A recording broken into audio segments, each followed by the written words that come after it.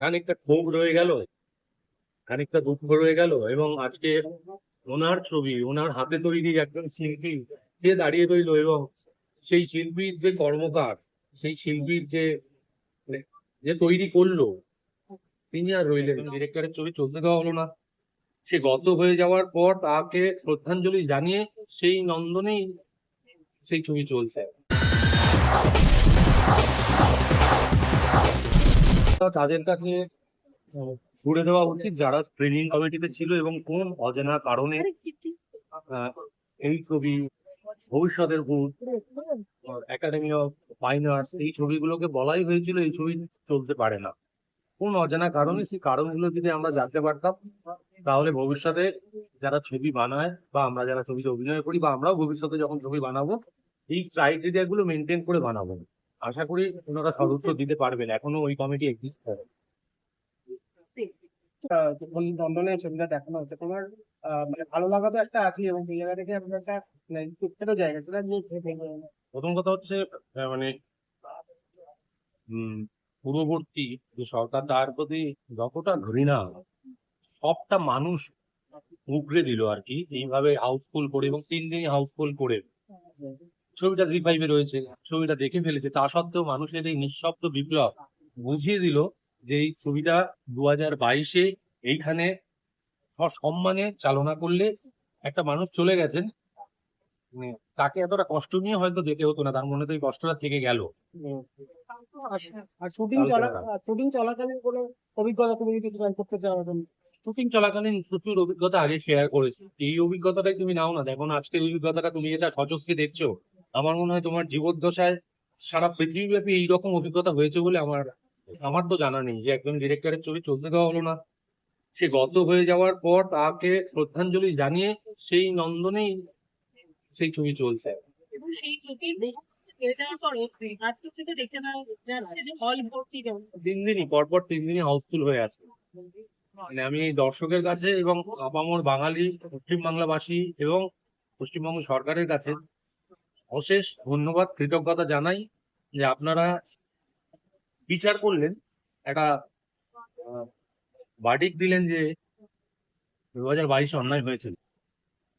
যেটা এই ছবিটার মাধ্যম দিয়ে বা এই ছবিটার নাম দিয়ে তাহলে বলা যেতে পারে যে অপরাজিতই হয়ে গেলে আনডিফিটেড, অনিক দত্ত আনডিফিটেড, ছবি আনডিফিটেড, এবং বাংলার মানুষ আনডিফিটেড। তাদেরকে কুর্নিশ জানাই। তারা যদি এই ভার্ডিক্ট না দিত তাহলে মনে হতো যে না, এই ছবি না চললেও চলছে, ভালোই ছিল। স্ক্রিনিং কমিটি যেটা বলছিল এই ছবি চালানো যায় না, তার একটা কারণ খুঁজে পেতাম আর কি। ওই অজানা কারণ এখনো থেকে গেল, তাই জন্যই আমরা জানতে চাইছি, আমি অন্তত জানতে চাইছি সেই কিছু কারণটা যদি বলে। আর অনিক দত্তের আমরা প্রত্যেকটা সিনেমাই দেখেছি সিনেমা এটার মধ্যে আলাদা আলাদা অর্থ ছিল। আর ওনার ছবি থেকে তোমাকে আবিষ্কার করা এই সারা জীবন কৃতজ্ঞ থাকবে। এই কৃতজ্ঞতা তো আর কোনোভাবেই আমি, যিনি বেঁচে থাকলেও আমি ঋণ শোধ করতে পারতাম না, এটা আমি আগেও বলেছি, এখনো বলছি, এই ঋণ শোধ করতে পারবো না। বহু মানুষ, বহু যারা বিরুদ্ধাচরণ করে, যারা আহ, রাজনৈতিক ব্যক্তিত্ব হয়ে করাপশনের সাথে যুক্ত, তারা কটাক্ষে সুরে বলে নিজেকে সত্যজিৎ রায় ভাবছেন। আমি সত্যজিৎ রায় নিজেকে ভাবছি না, আমি একজন শিল্পী এবং তারপরেও শিল্পের সঙ্গে যুক্ত থাকবো, কিন্তু সঙ্গে সাথে সাথে এই যে সংগ্রাম, এই বিপ্লব, এই অনৈতিকতার বিরুদ্ধে আমি সোচ্চার হবই। আপনারা আমাকে যতই কটাক্ষ করুন না কেন, আমাকে ঘরে বসিয়ে রাখতে পারবেন না। আর তুমি যেটা বললে তুমি বারবার সোচ্চার হয়েছো বিভিন্ন ক্ষেত্রে, কালকে এমন একজন টলিউডে এমন একজন বিশ্বাস তিনি এই মুহূর্তে জেলে, তুমি এই নিয়ে কি বলবে? দেখো, আমি একটা কথা বলি, এইটা আজকের বিষয় নয়। এই নিয়ে আমি অনেক বাইট দিয়েছি, জানিয়েছি। এবং তুমি বললে সোচ্চার হয়েছে, তুমি কি দেখোনি আমি সোচ্চার হয়েছি কিনা? সেটা নিয়ে মানুষ জানে, তুমিও জানো। আজকের বিষয়টা আমরা এর মধ্যেই ঘুরেই থাকি না, একটু এই আবেশেই থাকি।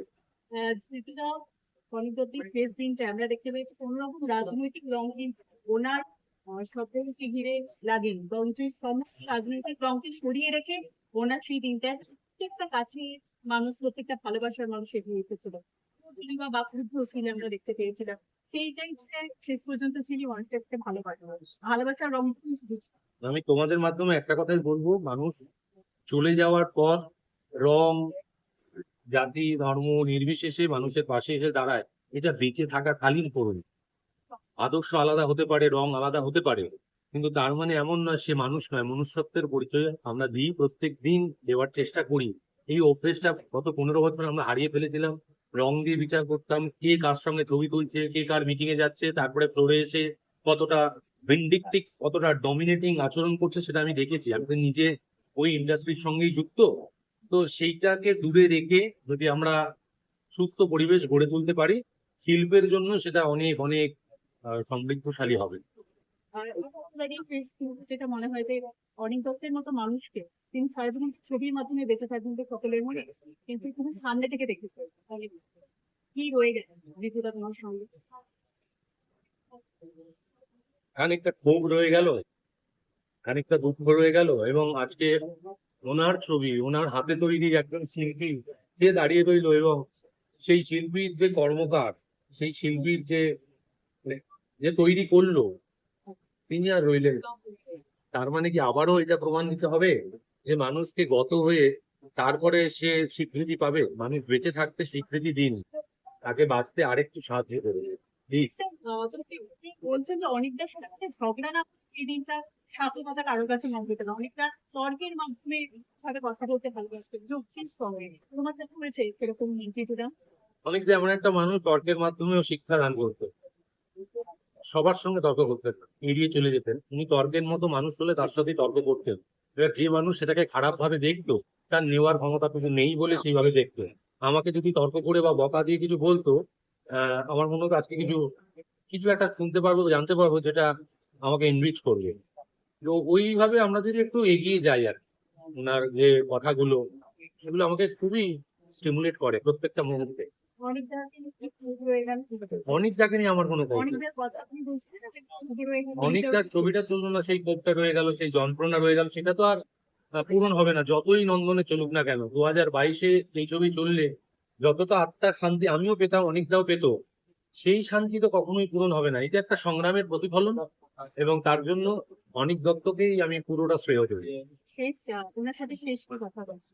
শেষটি যেদিন চলে গেল তার আগের দিনই কথা হচ্ছিল, আমরা অনেক অপরাজিত টু নিয়ে প্ল্যানিং করছে, আবার তোমাকে বসতে হবে, পড়াশোনা করতে হবে, একটু আরো মেডিটেশনটা ভালো করে করো, তাড়াতাড়ি দেখা হচ্ছে, বাট ইটস নট ডান। অনেকটা দেখা হচ্ছে বলে এইভাবে ছেড়ে চলে যাওয়াটা উচিত হবে।